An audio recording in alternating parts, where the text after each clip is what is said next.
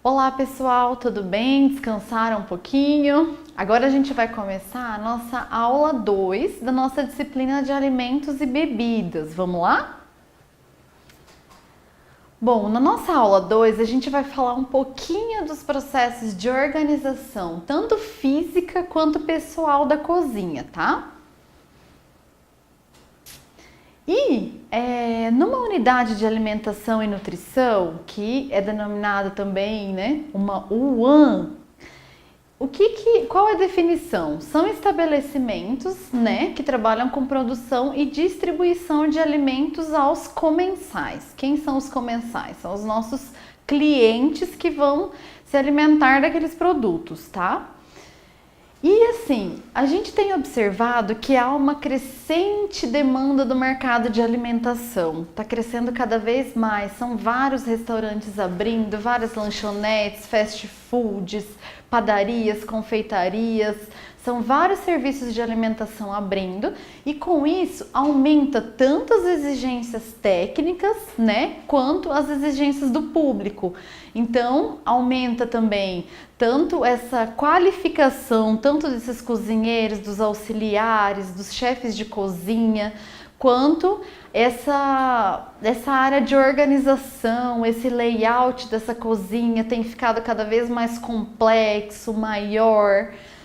E assim, tem algumas. Quando a gente vai pensar num planejamento de como vai ser essa cozinha, a gente tem que sempre levar em conta qual o tipo de serviço que eu vou estar oferecendo, o meu cardápio, como vai ser esse cardápio, quais as preparações que vão conter nesse cardápio, quais as preparações que eu vou fazer, por exemplo, tanto das bebidas quanto dos alimentos. Então, tudo isso tem que ser levado em conta quando eu penso quando eu vou planejar essa cozinha. E assim, quando a gente pensa numa organização, a cozinha ela é dimensionada, como a gente fala, em várias áreas. Então, por exemplo, a primeira área da cozinha é a área para recepção dos alimentos, que geralmente é aquela área que fica ao lado da cozinha, de dentro da área de manipulação, que é onde os alimentos que chegam, tanto dos açougues ou do supermercado, eles são recebidos, geralmente pelo estoquista, almoxarifado, são eles que fazem o recebimento desses produtos. E assim, quando um alimento chega nessa área de recepção, tem alguns pontos necessários que devem ser observados. Dentre eles, verificação do peso, por exemplo, chegou uma carne, quantos quilos eu pedi? Será que aquela carne está com peso adequado de acordo com o pedido? Então, sempre geralmente na área de recepção, sempre fica uma balança disponível para que seja pesado, para ver se esse valor que está sendo oferecido, entregue, será que está adequado em relação ao meu pedido? Quantidade do alimento que chega. Chegou uma quantidade, mas será que é essa quantidade que eu pedi? Será que chegou a menos, a mais? Então é importante sempre fazer essa verificação dessa quantidade, tá? Para ver se está adequada. Outra coisa também, a qualidade do produto. Chegou fruta, chegou carne, como que tá as características sensoriais? Tá com odor, não tá? Ele tá adequado em relação às características originais? É lata, por exemplo, lata de milho, tá enferrujada, tá amassada, tudo isso tem que ser levado em consideração. E tudo isso tem que ser observado já na área de recepção do alimento, porque nessa área o alimento ainda pode ser substituído por outro, pode ser trocado, mas depois que ele adentra a cozinha e o entregador vai embora, já fica muito mais complicado. E é também nessa área que acontece o quê? Toda aquela seleção, pré-lavagem, todo aquele cuidado desse alimento que chega para ir ser levado às áreas de armazenamento. Por quê? Quando esse alimento chega tanto no estoque de gêneros perecíveis quanto não perecíveis, esse alimento deve estar adequado. Seja bem lavado, bem acondicionado, então ele já chega para ser armazenado adequadamente. Por exemplo, os gêneros alimentícios perecíveis. O que são os gêneros perecíveis? São sempre aqueles alimentos que têm uma quantidade de umidade maior que devem ser sempre mantidos em temperatura refrigerada. Dentro dessa câmara fria, né, que pode ser a área de armazenamento, esses produtos eles podem ser armazenados in natura, ou seja, na sua forma original, pré-cozidos ou prontos. E também essa câmara frigorífica, ela pode ser utilizada tanto para resfriamento ou congelamento dos alimentos, depende mesmo do fim para que você está utilizando essa câmara. Também os alimentos, eles devem sempre ser separados por gêneros. Por exemplo, carne fica num local, peixes fica num local, frango em outro local, laticínios em outro local, vegetais em outro local. É importante sempre ter esse cuidado de separar esses gêneros para não haver uma contaminação. Já no caso dos alimentos não perecíveis, que são aqueles alimentos secos que podem ser armazenados em temperatura ambiente, biscoito, arroz, feijão, dentre outros, eles devem ser, não é qualquer local que eu possa armazenar esses alimentos. O local, esse estoque deve ser bem arejado, bem refrigerado, deve ser bem limpo. Esses alimentos eles têm que ficar tanto na câmara frigorífica também, em cima de estrados de pelo menos 3 centímetros, nunca perto do chão, então tem que ter esse devido cuidado, tá? E assim, geralmente os alimentos não perecíveis também são contidos ar também para ajudar essa troca de ar também dos produtos, para aumentar essa conservação. Outra área também que deve ser de extremo cuidado e que está presente na área da cozinha é o quê? A área de pré-preparo. E como na área de armazenamento de alimentos, tanto perecíveis e não perecíveis, que eu falei que esses alimentos devem ser separados por gêneros, a mesma coisa acontece na área de pré-preparo. Nessa área, os alimentos devem ser divididos também por gêneros, seja vegetais, carnes e peixes, e café da manhã, sobremesas e sucos. Geralmente eles são dispostos em bancadas diferentes. Por exemplo, aqui nessa bancada é só para corte de carnes, aqui é só para corte de vegetais e aqui é só onde eu faço o preparação pequenas, que é café da manhã, sobremesas e sucos. Deve ter essa separação para garantir que esse alimento fique inócuo, adequado. Então, assim, outra área também de extrema importância, como a de pré-preparo, é a área de cocção, porque a área de pré-preparo serão, por exemplo, o corte dos vegetais, ralar os vegetais, pincelar, né? As carnes, cortar, fazer a seleção, verificar, fazer a moagem, né? No pré-preparo. Já na área de cocção é onde esse alimento é preparado. Então a gente separa geralmente por grupos. Por exemplo, o grupo 1 é a cocção básica, geralmente são aqueles caldeirões grandes que são feitos os feijões, o arroz, né? Ou as massas, os cremes, a carne de panela, onde tem aquela quantidade maior de alimentos. Grupo 2 são aqueles alimentos que são preparados em fogões, tá? Bifes, molhos, condimentos. Grupo 3, frituras e frigimentos, né? Que são utilizados de acordo com frigideiras, fritadeiras. E o grupo 4, que geralmente faz o uso de fornos ou vapores, dentre outros. Também dentro da área física da cozinha há a área para higienização de utensílios, aí depende muito do local mesmo. Se for, por exemplo, um refeitório ou um hotel, por exemplo, geralmente tem aqueles locais em que tem aquela janelinha, né? Tem uma abertura onde vão se passando os pratos, os utensílios sujos para serem lavados, ou no caso de restaurantes, o garçom ele faz essa retirada dos utensílios e leva diretamente para a área de lavagem. Então pode ser dessas duas formas, ou essa abertura que direto da sala, geralmente é mais em hotéis também, já passa direto esses utensílios, ou o garçom leva até a área de lavagem. E assim, essa área sempre é feito o quê? A recepção de louça servida, raspagem, pré-lavagem, lavagem, enxágue e secagem. Então, por exemplo, eu não vou lavar os pratos sujos, os talheres, os copos, as taças, no mesmo lugar onde eu vou fazer o corte das carnes, ou onde eu vou preparar os sucos, ou naquela bancada. Não, é específica essa área para higienização.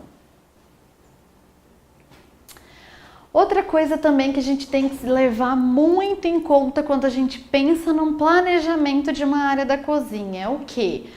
O restaurante e o refeitório, o salão, né? A gente tem que ter uma preocupação muito grande, assim como a gente tem com a área dentro da cozinha, a gente deve ter uma preocupação com a sala, que é onde os clientes irão chegar, irão observar, irão ficar ali. E tem dois aspectos que devem ser considerados quando a gente pensa em satisfazer o cliente. Quais são esses aspectos?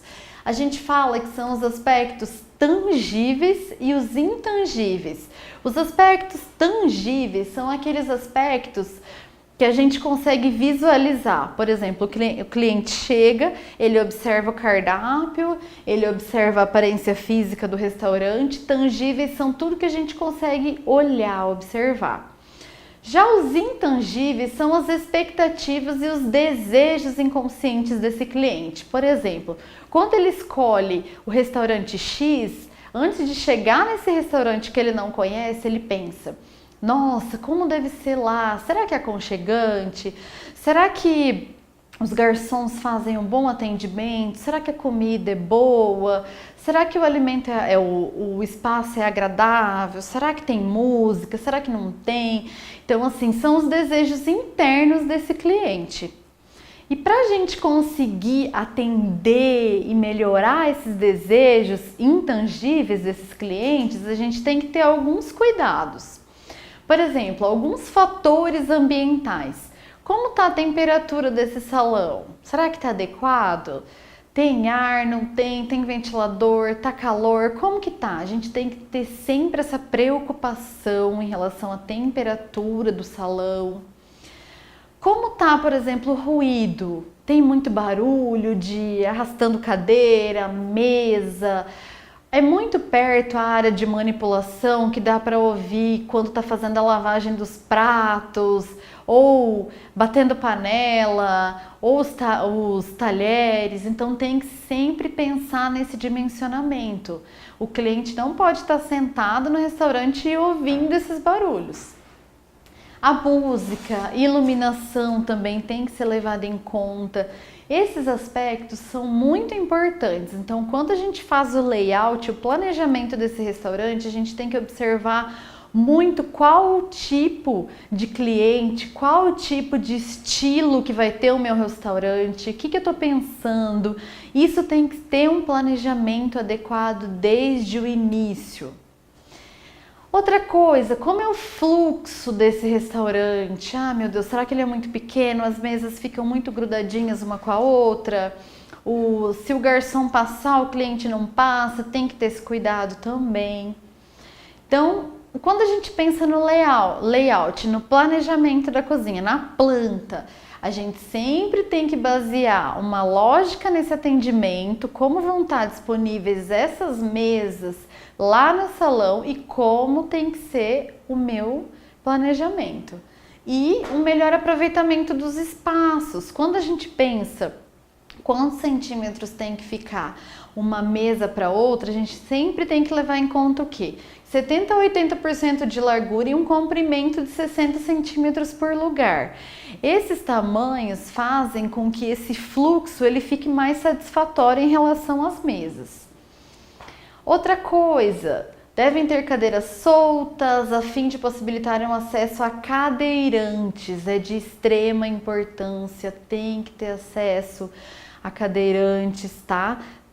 Você sempre tem que planejar isso desde o seu layout, como vai ser esse planejamento, onde vai ser esse acesso, tá? Tudo isso tá na NBR 9050, tá? Então, quando vai fazer essa adaptação, essa legislação, ela nos ajuda a nos guiar melhor.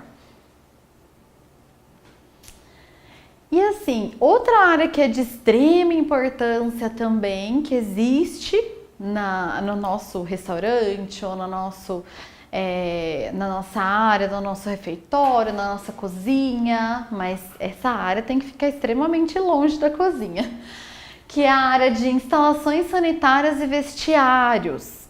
Geralmente tem que ter um local, se for um restaurante menor, tem que ter um vestiário. Tem que ter um local para que esses manipuladores eles cheguem, eles possam deixar todos os seus acessórios, os seus adornos, a bolsa, suas vestimentas guardadas, tá?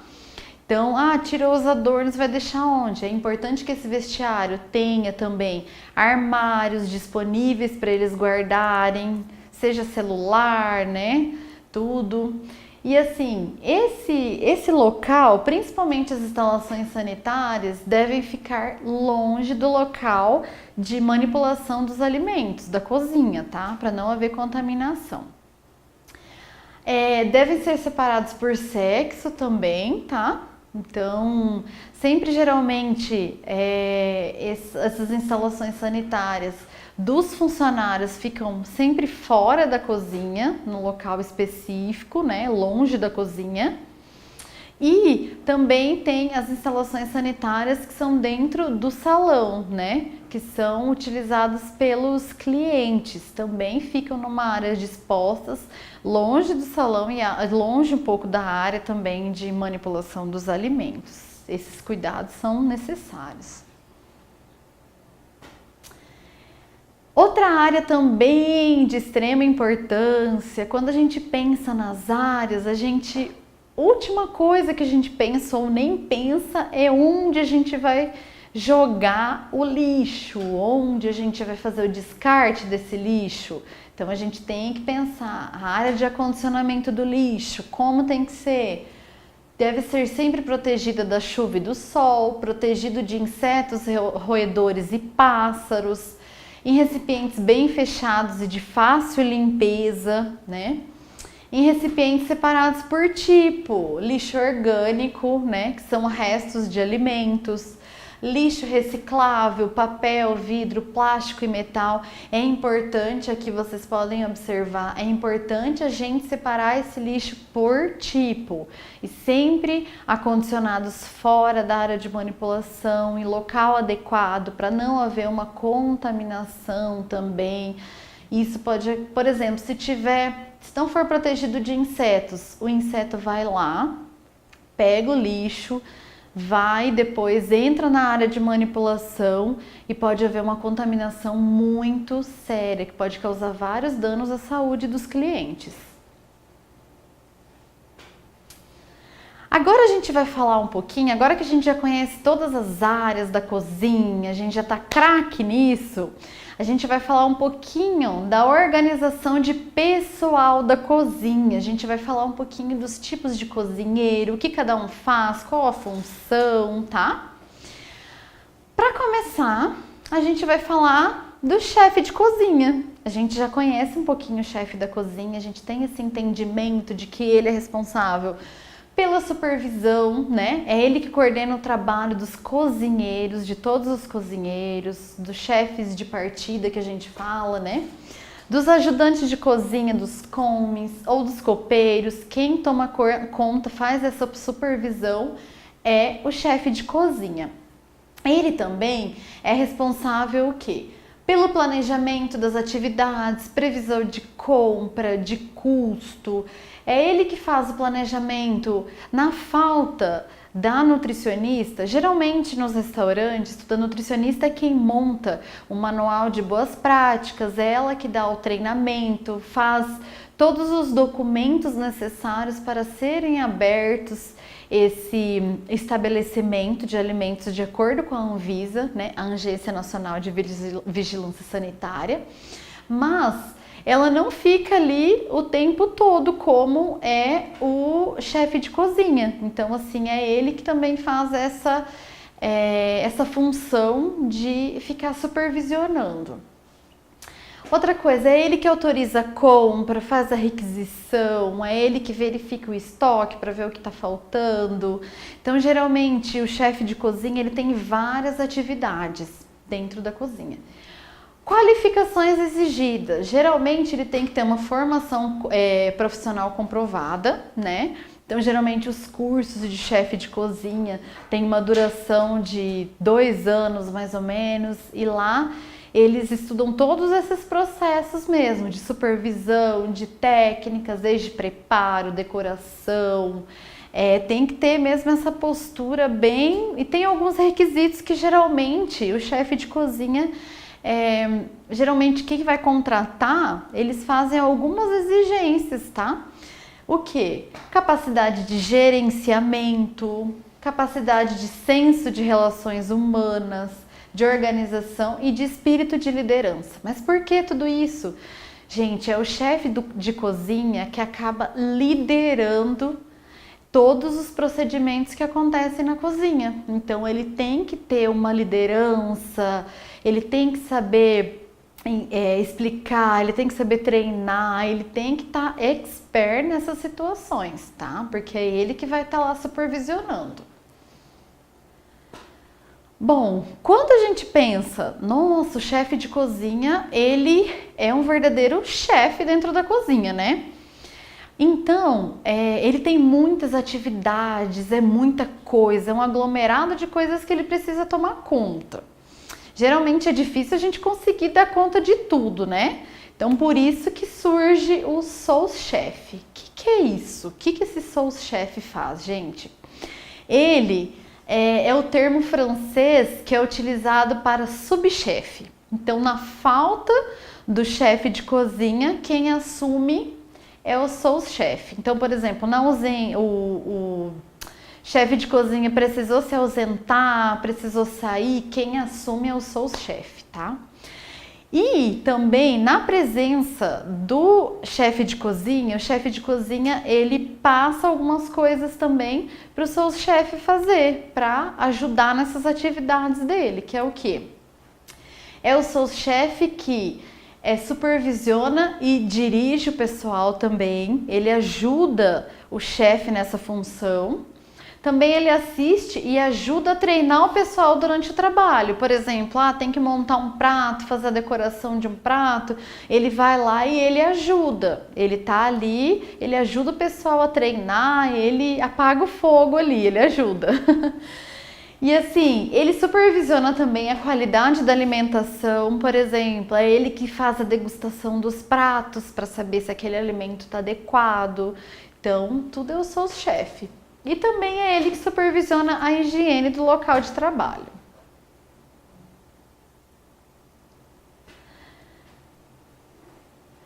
Quando a gente fala também tem vários tipos de cozinheiro que vocês vão ver. Geralmente a gente não ouve falar muito, ou são nos restaurantes mais requintados, tudo, mas é importante a gente saber, eles existem, a gente tem que conhecer para fazer um dimensionamento adequado. Por exemplo, o cozinheiro entremeti. Quem é ele? Ele é especializado em preparar todos os legumes, também alguns alimentos cozidos. É ele que prepara, por exemplo, ovos, entradas quentes, quichês, soufflés, raviolis. Tudo é ele o responsável. É ele também que faz todo o preenchimento, boletim de compra, o cuidado dos gêneros alimentícios para preparar esses legumes. Ele que faz essa previsão de compra, ele é o responsável pelos legumes, tá? Estocar, conservar esses produtos. Os cozimentos também, por exemplo, assar massas de cozinha no forno, preparar e cozinhar sopas, cozinhar ovos, omeletes, ovos mexidos com legumes, cozinhar legumes e montar esses pratos e a decoração. E como a gente fala, tem outro cozinheiro, né? Tem vários cozinheiros. O sauce, ele é o quê? Ele deriva da palavra sauce. O que significa isso? Molho em francês. Então, o sauce, ele é responsável pelo quê? Ele, geralmente nessas cozinhas que as preparações têm vários tipos de molhos, vários tipos de molhos vermelhos, várias especiarias, molhos brancos, que o molho é a atração do cardápio, geralmente é o sauce que faz parte, tá? É ele o responsável. E assim, ele fica responsável também pelo preparo, mas também além dos molhos, dos caldos, molhos quentes também, como eu falei, né? Pratos de carne, aves, peixes com molho a vapor, tudo que tem molho, seja guisado, estufados, braseados, tudo que tem molho é ele que fica o responsável. Então, a área de molho, receber e controlar os produtos, o armazenamento, é tudo ele o responsável, tá? Estocar, conservar, tudo, tá? Ele fica responsável mesmo. Outro cozinheiro também, que a gente denomina ele de o Hotzer. Ele é o cozinheiro de assados e grelhados. Geralmente nos restaurantes mais requintados, o Hotzer é o principal, né? Se, por exemplo, esse restaurante ele é especializado em assados e grelhados, o Hotzer é a atração do restaurante. Por quê? Ele vem do verbo rôtir, que significa? Quer dizer assar em francês.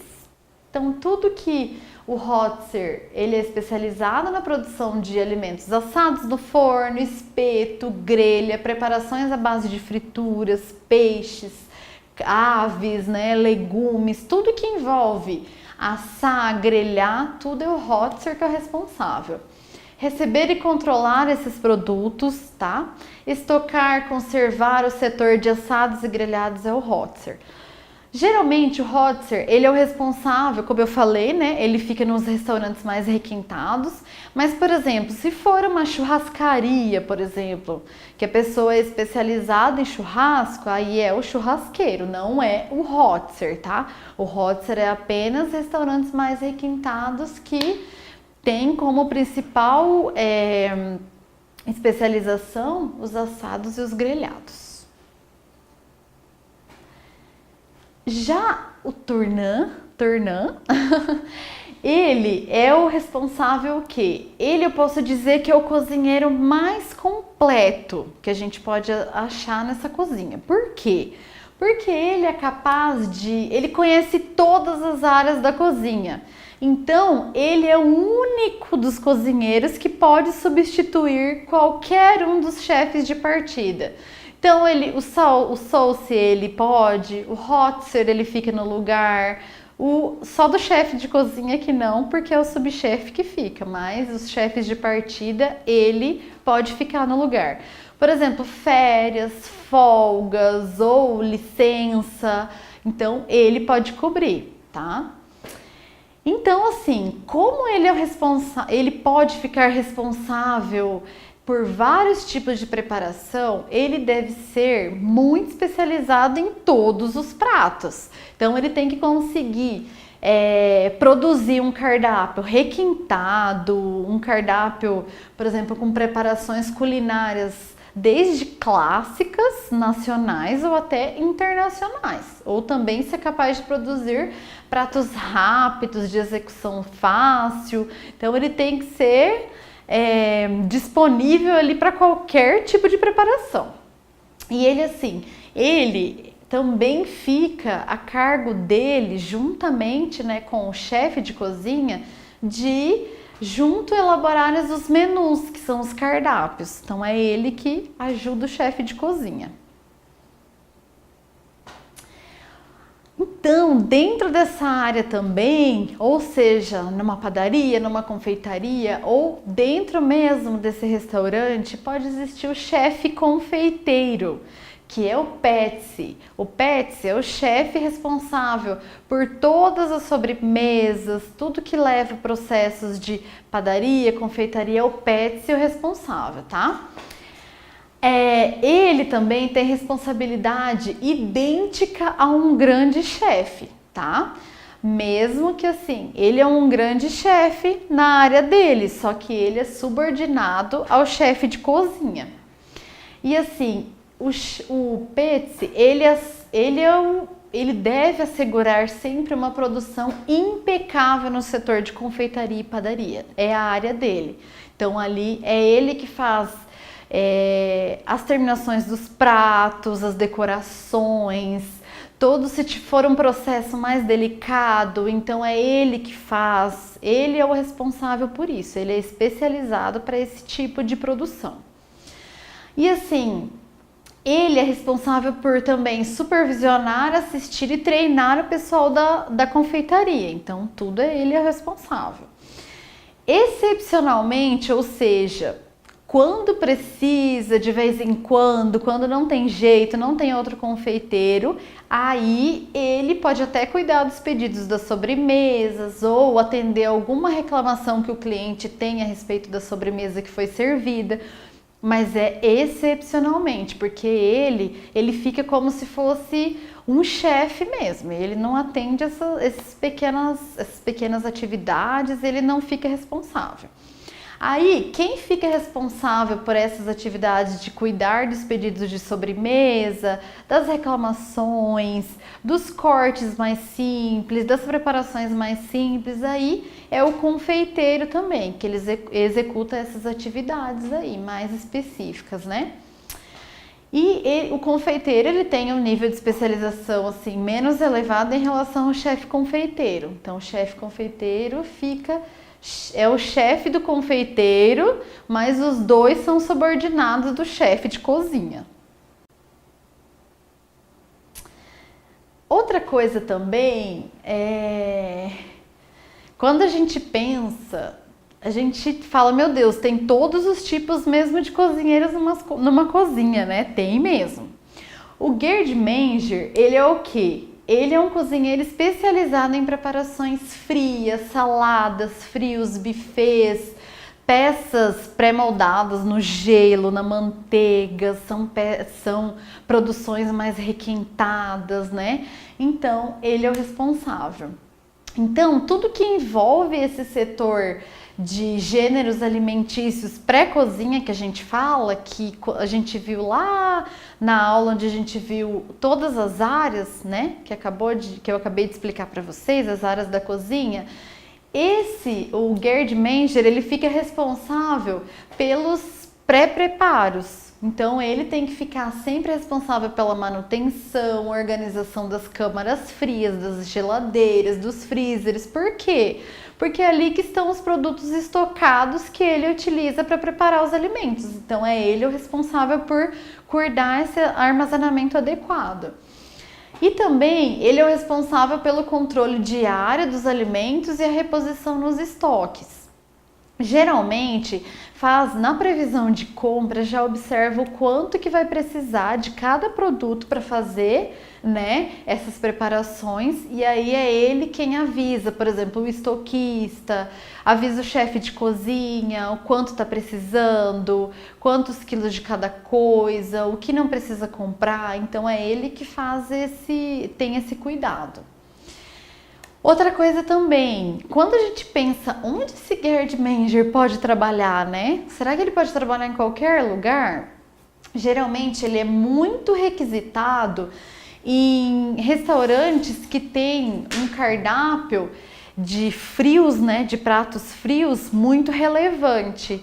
por exemplo, restaurantes assim mais de buffet, mais de entradas, que são mais específicas, assim, que a sensação daquele restaurante são as entradas, por exemplo. Então, ele vai ser muito requisitado se for dessa área. Já o ajudante de primeiro cozinheiro ou de chefes de partida, ele é quem, né? Ele geralmente ajuda o primeiro cozinheiro, que é quem? O chefe de cozinha, né? Geralmente ele tá lá, ele observa, ele fica cuidando para ver se os chefes de partida são todos os cozinheiros que são específicos nas suas áreas, né? Então ele fica lá, ele fica observando, ele assiste todos fazendo as preparações, requintados, né? Então, as tarefas dele, em todas as tarefas, né, ele fica observando e ele também ajuda a fazer a mise en place. Então, ele tem esse cuidado de ajudar a montar todos os processos da mise en place. Ele também pode cuidar de cozimento simples, né? Ele limpa o setor, ele limpa os equipamentos, os utensílios de trabalho, o que precisa fazer, ele tá ali para ajudar, tá? Então ele é um grande ajudante mesmo. Já o comes, que é o quê? É o ajudante de cozinha também, né? Mas não é o de primeiro cozinheiro. Ele ajuda em todos os processos ali da cozinha. O que precisar, ele tá lá. Não é só dos cozinheiros. Então, nas grandes cozinhas, o comes, geralmente ele ajuda mais nos processos mais simples de limpeza, preparação de alimentos, né? Excepcionalmente, ele pode cuidar de cozimentos, né, como cozer legumes, verduras e frutas em líquido, né? Então ele fica mais com preparações, com coisas mais simples dentro da cozinha. O ajudante de primeiro cozinheiro fica com umas coisas mais complexas. Trucher. E o trucher, o que ele faz? Nossa, esse nome é complexo, né? Ele, gente, lembra, na disciplina anterior, a gente falou muito dos tipos de serviço, né? E até tinha no tipo a francesa, a gente até observou, até expliquei, né? Que também tinha o uso da mesinha auxiliar, que aí tinha aquele término das preparações, da decoração, era feito à frente do cliente, se vocês lembram disso? Quem faz essa preparação, ele é denominado de trancher. Então é ele que é o responsável por fazer essas preparações à frente do cliente, é ele que dá o show. Então, ele trabalha na sala em colaboração com o maître, seja do hotel, do restaurante, então ele ajuda o maître e ele é o responsável por esse show à frente do cliente, né? Então, geralmente ele prepara os fregueses, as preparações os cardápios mais requintados, né? A gente tem alguns exemplos aqui, né? Camarão Mary Stuart ou crepes Suzettes. Então, são algumas preparações que ele faz à frente do cliente. E é isso, pessoal. Eu espero que tenha sido esclarecedor para vocês. Muito obrigada, fiquem com Deus e eu deixo aqui uma reflexão. Nunca se esqueça dos seus ideais. Foco, fé e determinação. Obrigada.